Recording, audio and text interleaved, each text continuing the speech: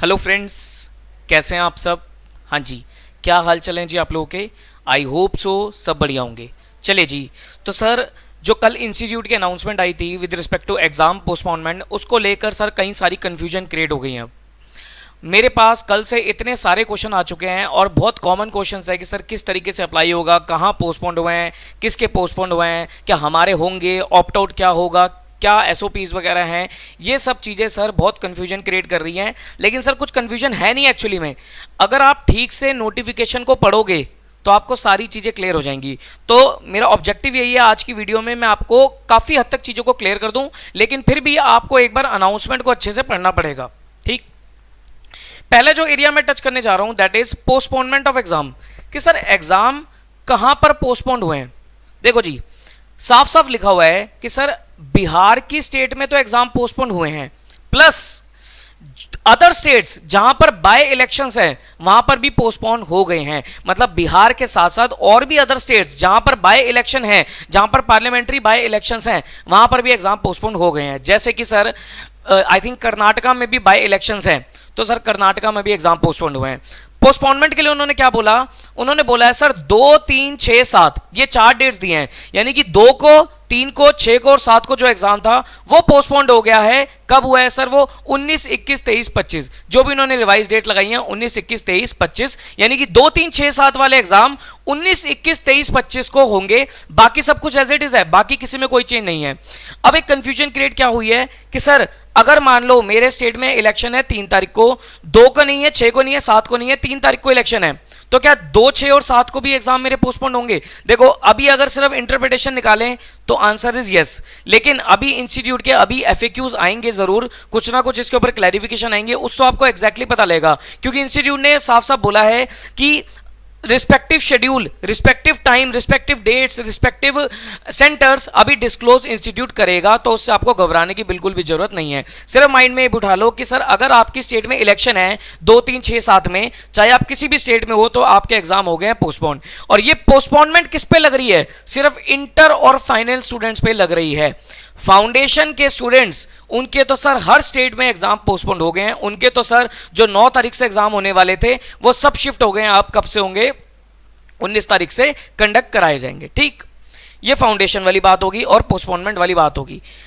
तीसरी चीज आती है sir opt out scheme. What is opt out scheme. Sir opt out scheme किस तरीके से अब वर्क करेगी, जैसे मई 2020 में ऑप्ट आउट वर्क करी थी, सेम मैनर में नवंबर 2020 में भी ऑप्ट आउट वर्क करेगी। यानी कि जैसे आपने मई 2020 में ऑप्ट आउट के लिए डिक्लेरेशन दी थी, वैसे ही आपको नवंबर 2020 में भी ऑप्ट आउट के लिए डिक्लेरेशन देनी पड़ेगी। ओके सर, क्या कोई मेडिकल प्रूफ वगैरह देना पड़ेगा, नहीं मांगा इंस्टीट्यूट ने। इंस्टीट्यूट ने सिंपल ये बोला है कि भाई साहब अगर आपको पेपर देने हैं तो दे दो, नहीं तो आप ऑप्ट आउट कर सकते हो। मतलब अगर आपको लगता है कि आपको कोविड है या सिम्टम्स है या आपका एरिया कंटेनमेंट जोन में है या कोई भी इशू है जिस वजह से आप पेपर देने में कंफर्टेबल नहीं हो, तो ऑप्ट आउट कर लो, मई 21 में दे देना। ये इंस्टीट्यूट ने बोला है। सेल्फ डिक्लेरेशन बेसिस पे आपको ये काम करना है, आपको कोई भी मेडिकल प्रूफ सबमिट करने की रिक्वायरमेंट नहीं है। उसके बाद सर आईपीसीसी ओल्ड कोर्स का नवंबर 2020 इज द लास्ट अटेम्प्ट। अगर कोई बच्चा ऑप्ट आउट कर लेता है तो क्या वो मई 21 में एग्जाम आईपीसीसी ओल्ड कोर्स में दे सकता है, आंसर इज यस। क्योंकि सर वो ऑप्ट आउट कर गया तो ऑटोमेटिकली उसका अटेम्प्ट क्या हो गया, शिफ्ट हो गया। तो नवंबर 2020 अगर लास्ट अटेम्प्ट था तो वो मई 21 चला जाएगा उन बच्चों के लिए जिन्होंने ऑप्ट आउट किया है।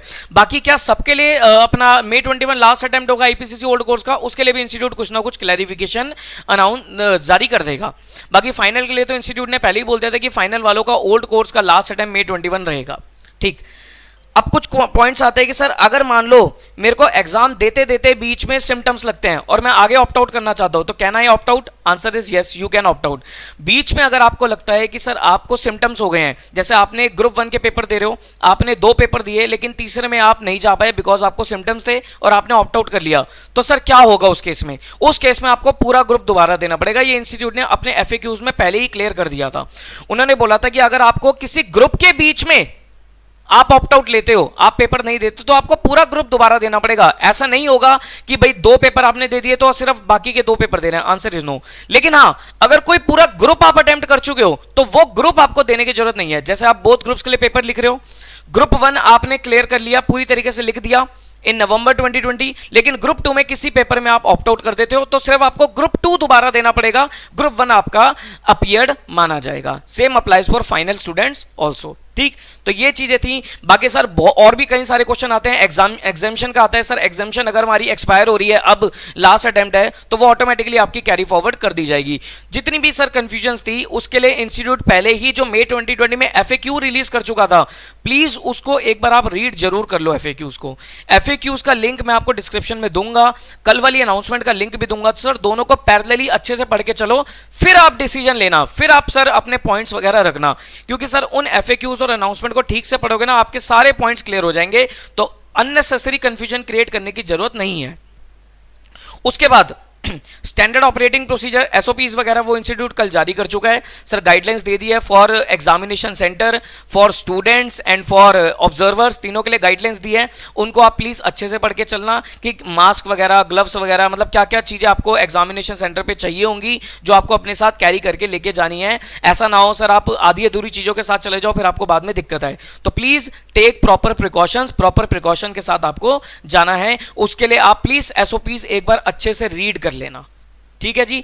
और सर घबराने की जरूरत नहीं है, जब पेपर इंस्टीट्यूट को लेना है, पेपर तो उसको लेना ही है, उसमें कोई कुछ नहीं कर सकता। हाँ बस ठीक है, हमने रिक्वेस्ट करी थी अपनी तरफ से कि सर एक महीना मतलब दिसंबर में पेपर कर देना, वो ज्यादा बेटर रहेगा, क्योंकि सर इस समय क्या है कि मान लो अगर कोई स्टूडेंट बीमार पड़ जाता है तो टाइम बहुत ज्यादा खराब हो जाता है। तो इस वजह से मांगी गई थी कि सर 1 महीने की एक्सटेंशन मिल जाती है तो ज्यादा अच्छा होता। इन फाउंडेशन के लिए उन्होंने 10 दिन की दी है, तो सर 10 दिन कुछ नहीं होता। बाकी इंटर फाइनल के लिए भी आई वांट कि सर दिसंबर तक उनको एक्सटेंशन देनी चाहिए थी। बाकी सर नहीं दी तो हमें कोई दिक्कत नहीं है उससे, हम तो हर टफ सिचुएशन से जूझने के लिए तैयार हैं। तो सर ये एक छोटी सी टफ सिचुएशन है, टाइम कम है, काम ज्यादा है, कर लेंगे सर, कोई दिक्कत नहीं है, हम अच्छे से करके चलेंगे, ठीक है जी। तो सर ये मेरी प्रॉपर एडवाइस थी आपको। सर अननेसेसरी प्लीज कंफ्यूजन मत क्रिएट करो, प्लीज मत क्रिएट करो।